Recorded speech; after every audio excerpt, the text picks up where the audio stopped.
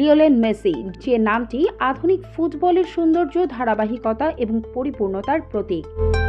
Club ফুটবলে অসংখ্য trophy জয়ের পর তার 2টি ম্যাচ জিতলেই সর্বকালের সেরা পেলে থেকে শুরু করে ম্যারাডোনা, রোনালদো সহ সবাইকে ছাড়িয়ে যাবেন তিনি। প্রশ্ন একটাই, আর কত দূর যাবেন এই আর্জেন্টাইন জাদুকর?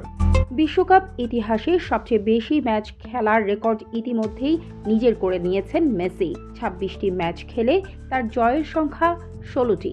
এই তালিকায় তার সামনে রয়েছেন শুধুমাত্র জার্মান কিংবদন্তি মিরোস্লাভ ক্লোসা, যার জয়ের সংখ্যা 17টি। অর্থাৎ আগামী বিশ্বকাপের গ্রুপ পর্বে মাত্র 2টি জয় পেলেই বিশ্বকাপ ইতিহাসে সবচেয়ে বেশি ম্যাচ জয়ের রেকর্ডও নিজের করে নেবেন আর্জেন্টাইন অধিনায়ক। এখানেই শেষ নয়। 2006, 2010, 2014, 2018 এবং 2026 বিশ্বকাপে মাঠে নামতে পারলে ইতিহাসের প্রথম ফুটবলার হিসেবে 6টি বিশ্বকাপে অংশ নেওয়ার কীর্তিও গড়বেন তিনি।